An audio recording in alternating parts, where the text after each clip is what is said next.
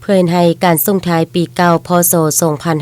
2567และต้อนรับปีใหม่ลาวพศ2568ให้มีความสงบปลอดภัยในการสัญจรตามเส้นทางหลวงป้องกันสกัดกั้นการเกิดอัคคีภัยดังนั้นแผนกตำรวจจราจรแผนกตำรวจสกัดกั้นและต้านอัคคีภัยบกส.แขวงได้มีการกะเกียมแผนเวียกกำลังพลและพาหนะในการป้องกันวันบุญดังกล่าวอย่างละเอียดหอบคอบรัดกุมและเข้มงวดในวันที่11 เมษายน 2025โดยการนำพาของท่านพันโทบุญมีลอวันไซห้องหัวหน้าห้องตำรวจผู้สินำเวียกงานตำรวจจราจรสมทบกับกลุ่มตำรวจจราจรซึ่งนำโดยท่านพันตรีรัศมีพิมพ์โซนห้องแผนกทั้งหลวงกลุ่มตำรวจจราจรกลุ่มใหญ่ตำรวจพร้อมด้วยทีมงานท่านพันโทสุริจันทร์ศรีลาดวงใจห้องหัวหน้าแผนกตำรวจจราจรปกส.แขวงได้กล่าวว่าเพื่อประกันในการเฉลิมฉลองบุญกุศลสงกรานต์ปีใหม่ลาวพศ2568ที่จะมาถึงในมม.นี้ให้มีความเบิกบานมนซื่นและมีความปลอดภัยจากการเกิดอุบัติเหตุตามท้องถนนหลวงและปัญหาอัคคีภัยแผนกตำรวจจราจรปกส.แขวงบริคำไซ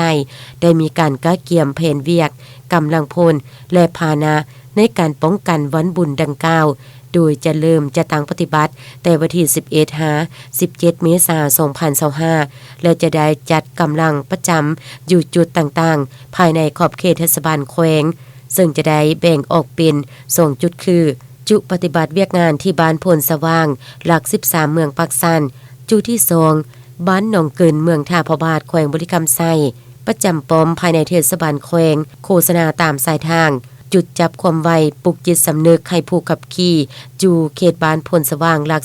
13และประจำปอมไปรษณีย์ปอม4แยกทาดานปอม3แยกหลัก4จุดโฆษณาเผยแพร่กฎระเบียบจราจรให้นักขับขี่ตั้งจุดกดกาเคลื่อนที่และจุประจำการจูห้องการเพื่อแก้ไขเวียกงานวิสาเฉพาะนอกนี้ยังมีกองกำลังตำรวจจราจรตำรวจมอดไฟอยู่บรรดาปกส.เมือง7เมืองอีกด้วยกรณีมีเหตุการณ์ใดหนึ่งเกิดขึ้นจะได้เหียบพรเข้าสกัดกันและแก้ไขอย่างทันการโอกาสนี้ทานพันโทสุริจันทร์ศรีลาดวงใจ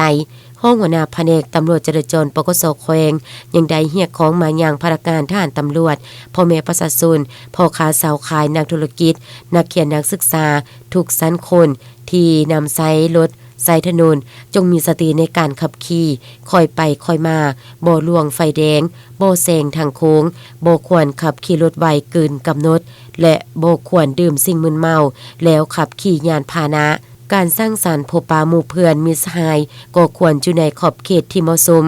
สำคัญแม่นบ่ให้ประมาทเอาใจใส่ปฏิบัติกฎระเบียบการสัญจรตามเส้นทางหลวงอย่างเข้มงวดเอาใจใส่ป้องกันสกัดกั้นปัญหาอัคคีภัยอย่างเข้มงวดกรณีมีเหตุการณ์เกิดขึ้นให้รีบพรแจ้งเจ้าหน้าที่โดยด่วนเพื่อพร้อมกันแก้ไขให้ทันเวลา